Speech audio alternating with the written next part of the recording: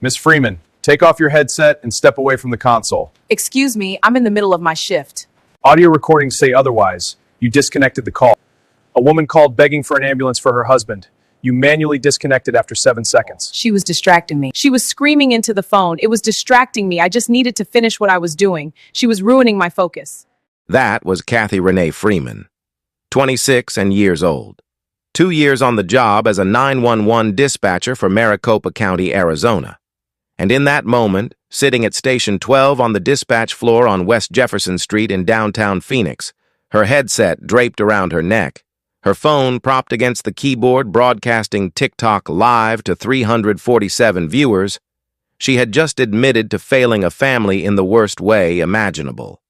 What investigators uncovered in the weeks that followed was a pattern so reckless, is so detached from human consequence, that veteran detectives struggled to process it. 53 emergency calls over 14 months, heart attacks, domestic violence, highway wrecks on the I-10 and the Loop 101. Each one answered by Kathy Freeman, each one disconnected within seconds, because she was streaming. But it was the Odom calls, 2 desperate pleas from a wife trying to save her husband, that would send this case to trial, to national headlines, and ultimately to a prison cell in Goodyear, Arizona. Kathy Renee Freeman was born on June 2, 1997, in Glendale, Arizona. Only child. Her mother, Deborah, worked the front desk at a dermatology clinic on Bell Road. Steady hours, decent insurance, home by 5. Her father, Terrence, drove a delivery route for Frito-Lay Monday through Friday, hauling chips and pretzels across the West Valley in a truck that smelled like salt and diesel. He was home by dark most nights. They rented a clean one-story on 51st Avenue, stucco walls the color of sand, and a gravel yard that crunched under your shoes, a swamp cooler that fought the Arizona heat and mostly lost. Deborah entered Kathy in her first beauty pageant at 5 years old. Little Miss Glendale, Kathy won. She won 3 more by the time she was 9. Tiaras on the dresser, sashes in the closet, applause every time she walked across a stage. She learned something in those years that would shape everything that came after. When people watch you, they reward you. By Apollo High School, she had perfected the formula. Cheer captain, homecoming court junior year, again senior year. An Instagram following of 3,200 before she had a diploma. Teachers noticed her. Strong verbal skills, one wrote. Natural charisma, another noted. But a third added what the others wouldn't. Coasts on personality rather than effort. She graduated with a 2.6 GPA and no particular direction. College lasted 2 semesters at Glendale Community College. Communications major. And she stopped showing up by spring. What followed was a parade of jobs that never stuck. Hostess at Olive Garden, 2 months. Cosmetics counter at Nordstrom Rack, 5 months. Front desk at a tanning salon, 3 months. Each one quit over something small, a manager's tone, a schedule change, a customer who looked at her wrong. By 23, she was living in her childhood bedroom, cycling through part-time work and spending 5 hours a day on TikTok. Her mother sat her down at the kitchen table one evening, still in her scrubs from the clinic. "You need a career, Kathy." A real one. She found the job listing in January 2022, scrolling through Indeed on her phone while her mother made dinner. Maricopa County Emergency Communications Division, 911 dispatcher, $19.50 an hour, full benefits, pension eligibility after 5 years. She screenshot it and sent it to Deborah before she even read the full description. "See, I'm looking." Oh, but the truth was, she liked the sound of it. 911 operator. It had weight. It sounded brave. It sounded like something you'd put in a dating profile bio, something that would make a man lean forward at dinner and say, "Really?" And it would make incredible TikTok content. Day in the life of a 911 dispatcher. She could already see the views. 94 people applied. 6 were selected. Kathy Freeman was one of them. She passed the written exam, the background check, the drug screening. and the psychological evaluation without a single flag. One evaluator wrote that she was poised and articulate under simulated pressure. Another noted she demonstrated appropriate empathy and strong communication instincts. They saw exactly what Kathy had always shown people, the version of herself that performed well when someone was watching. Training began in March 2022. 6 weeks at the Communications Center on West Jefferson Street. Call protocols, CAD system navigation, multi-line management, radio codes, crisis de-escalation. She learned how to guide a parent through the Heimlich over the phone, how to keep a stabbing victim talking until paramedics arrived, how to walk a stranger through chest compressions on someone they loved. She learned that every person who dials 911 is living through the worst moment of their life. On April 22, 2022, she was assigned to Station 12, Console B, the 2 p.m. to 10 p.m. rotation. She was 24 years old. She was responsible for lives. That evening, she posted a photo of her headset to TikTok. Caption, "Your girl saves lives now." It got 42,000 views. She checked the number 6 times before bed. The building on West Jefferson Street looked like nothing from the outside. Beige stucco, tinted windows, a parking lot full of Hondas and Toyotas. You could drive past it every day and never know that inside. 162 people sat in rows of consoles, managing the line between life and death for 4.5 million residents of Maricopa County, the 5th largest in the country. 44 consoles, 2 monitors each, headsets that weighed almost nothing but carried everything. An average of 7,400 calls per day poured through those lines. Cardiac arrests in Scottsdale Kitchens, house fires in Mesa, highway pileups on the I-10 and the Loop 101 and the 202, where metal folded like paper at 70 miles an hour. Domestic violence calls whispered from bathroom closets. Missing children.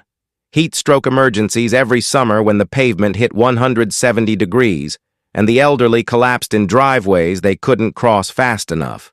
The dispatchers who worked this floor carried no badge, no weapon, no medical kit. They had a chair, a headset, and a direct line to every ambulance, fire truck, and patrol car in the county.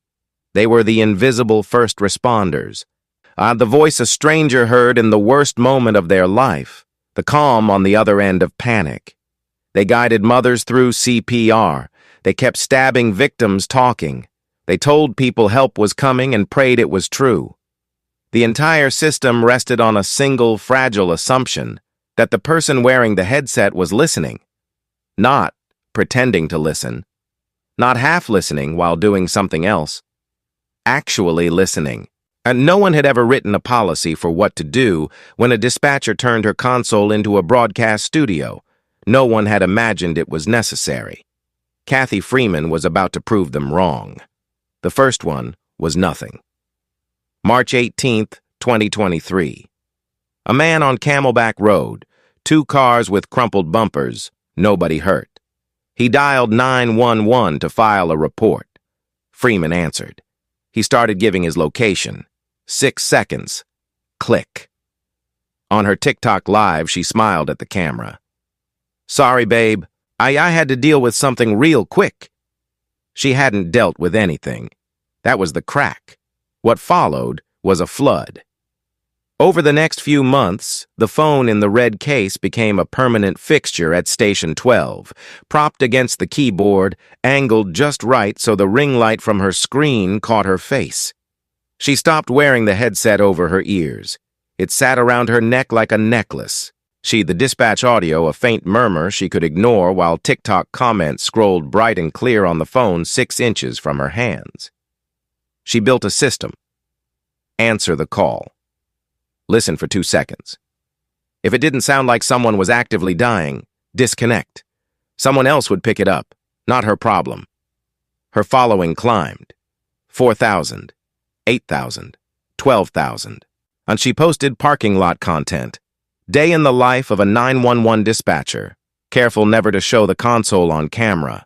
She knew that was a line, but streaming during every shift, that line she crossed without thinking. Supervisors flagged her twice for personal device usage. Both warnings were documented as corrected. Neither was followed up on. 53 calls over 14 months, 19 medical emergencies, 11 domestic violence situations, 9 traffic accidents, just 8 welfare checks, 6 classified as other, a gas leak near a school, a toddler who wandered into a parking lot alone. Each caller dialed 911 believing someone would listen. Each one heard a click, then nothing. And somewhere on TikTok, the hearts kept floating up the screen. Virgil Odom carried mail for 33 years. Rain, dust storms, 115-degree summers where the asphalt softened under his shoes. He never called in sick. He retired in February 2023 at 60. I told Loretta he was finally going to learn to fish. He never got around to it. He was happy just being home. They lived in a ground-floor apartment on East McDowell Road near Papago Park. Loretta, 58, kept books part-time for a church on Van Buren Street. They'd celebrated 38 years of marriage the week before. Dinner at a Mexican restaurant on Mill Avenue, Virgil's favorite. He ordered the same thing he always ordered. She teased him about it. He laughed. Saturday, April 27th, 2024, Phoenix. At 103 degrees at 6 o'clock. Loretta was folding laundry in the bedroom when she heard it.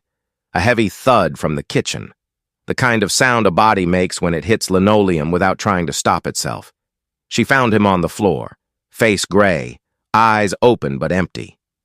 She grabbed her phone, 6:54 p.m. First call. Freeman answered, headset around her neck. She heard a voice, muffled and frantic, but couldn't make out the words because the headset wasn't on her ears. 4 seconds. Disconnect. On TikTok Live. Hold on, y'all. Let me get this. Okay, where were we? 6:55 p.m. Second call. Loretta screaming now. My husband is on the floor. He's not breathing. 3 seconds. Disconnect. Logged as caller error. Their neighbor Dwight Pemberton, a retired Phoenix firefighter, heard the screaming through the wall. He didn't ask questions. He carried Virgil to his truck. Loretta climbed into the bed and held Virgil's hand and talked to him the whole way to Banner University Medical Center, begging him to hold on. At 7:41 p.m., the doctor said the words. Paramedics had been stationed 3.8 miles away, 5 to 7 minutes. If that first call had gone through, they could have been there by 7:01. Instead, Loretta arrived in the back of a pickup truck, too late by every measure that mattered. May 12th, 2024. 2 weeks and 1 day since Virgil Odom died on a kitchen floor while his wife screamed into a phone nobody was listening to. Though Renata Colvin had been a floor supervisor for 7 years, she did walkthroughs the way a pilot does pre-flight checks, methodical, unhurried, every station glanced at, every console noted, body camera active.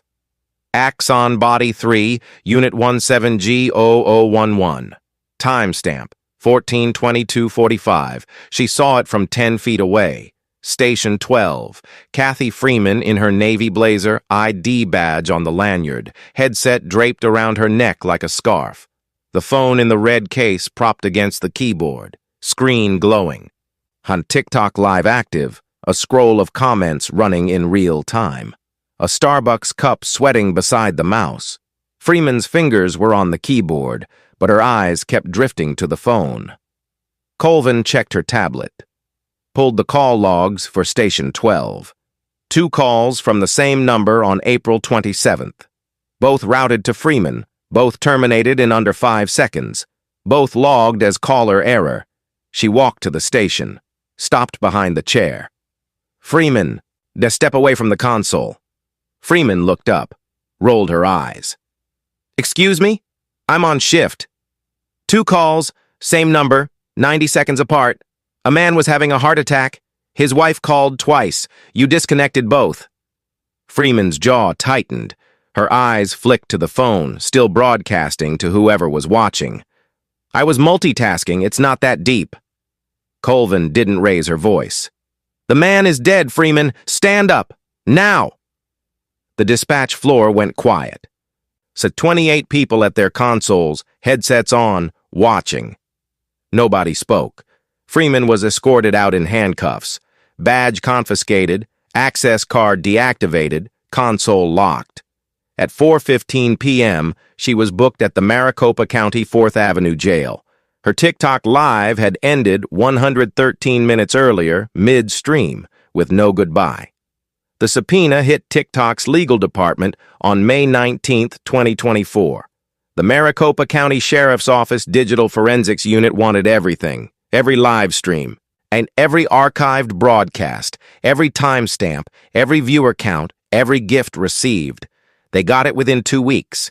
Then they laid it over the dispatch logs. 53 calls terminated in under 8 seconds over 14 months. For 41 of those, Kathy Freeman had an active TikTok live stream running at the exact moment she disconnected. Not roughly the same time, not within the same hour, the exact second. A 911 call drops at 7:12:34 p.m. At 7:12:36 p.m., Freeman's voice on TikTok. "Okay. Anyway, oh my God, thank you for the rose. You're so sweet." Investigators pulled her analytics. 12,300 followers, average live viewership between 280 and 400 people, a top creator badge in 3 categories. She'd monetized the account. TikTok gifts, virtual roses, lions, galaxies, converted to real money. $200 to $350 a month, small money, pocket money. But the timestamps on the donations matched the timestamps on the disconnected calls. And people were sending her digital flowers while real people were begging for help on a line she'd already killed. Lead investigator Harlan Briggs would later tell the court, "We could match to the second when a 911 caller was hung up on and when Ms. Freeman was thanking a viewer for sending a virtual rose." She was formally charged in June 2024. 2 counts interference with emergency communications, elevated to felony. 1 count, criminally negligent homicide. 1 count, dereliction of duty. On bail set at $150,000. Her public defender, Jolene Whitfield, argued the center's monitoring failures shared culpability. The argument had merit. But it didn't erase the archive. Deborah Freeman posted the bond the next morning. She did not speak to reporters. The trial opened on September 16, 2024, at Maricopa County Superior Court. Judge Elaine Rosenthal presiding. 19 years on the bench. Known for 2 things: meticulous procedure and sentences that landed like hammers. Assistant County Attorney Brent Halverson didn't open with a statement. He opened with the body cam footage.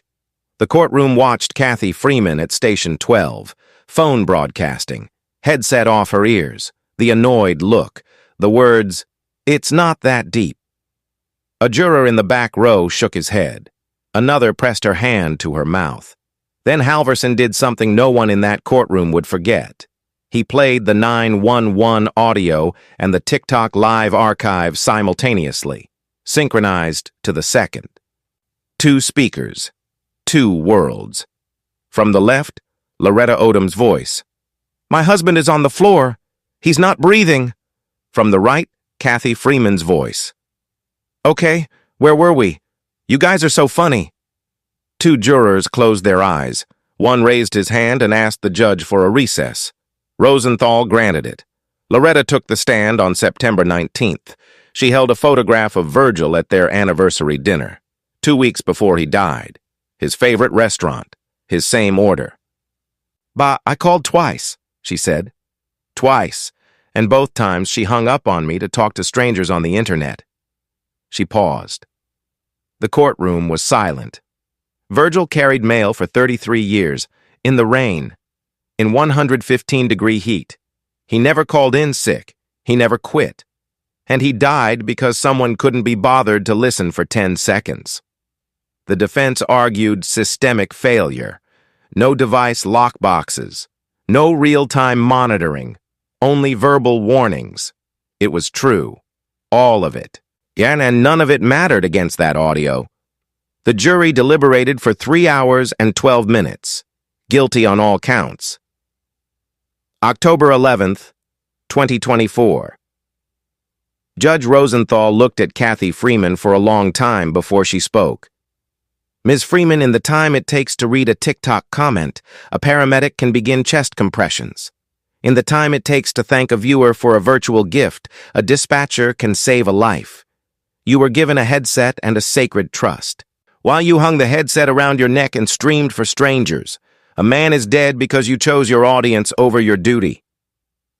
30 months in the Arizona Department of Corrections. Perryville Prison in Goodyear. 8 years supervised probation. Lifetime ban from emergency services employment. Prohibition on live streaming or social media use for the duration of probation.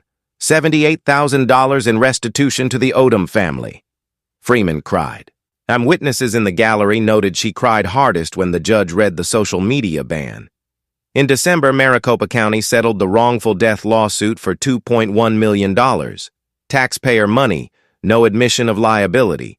The county installed personal device lockboxes at the entrance to the dispatch floor. Real-time monitoring software, weekly audits, mandatory documentation for every disconnected call. Loretta Odom sold the apartment on McDowell Road. She couldn't cook in that kitchen again. And she moved to Flagstaff to be near her daughter Monique. She doesn't own a smartphone anymore. She carries a flip phone. She gave one statement to a reporter from the Arizona Republic and said it would be her last. I called for help twice. Both times, I was talking to a woman who was talking to the internet instead of me. Virgil needed 5 minutes. She couldn't give him 5 seconds. Kathy Freeman will be released from prison before what would have been Virgil and Loretta's 41st anniversary. The system has been patched. The lockboxes gleam by the door. The software runs around the clock. But on a quiet street in Flagstaff, a woman eats dinner alone every night, and she does the same math over and over.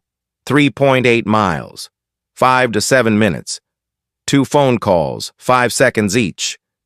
And a click. Then silence. The stories like this don't get told enough. A man died because the person paid to answer his call was performing for strangers on the internet. A wife became a widow because 5 seconds was too much to ask. If you believe people in positions of trust should be held accountable, subscribe to this channel and hit the notification bell. Share this video with someone who needs to hear it, because the only reason systems change is when enough people refuse to look away. Don't scroll past this one.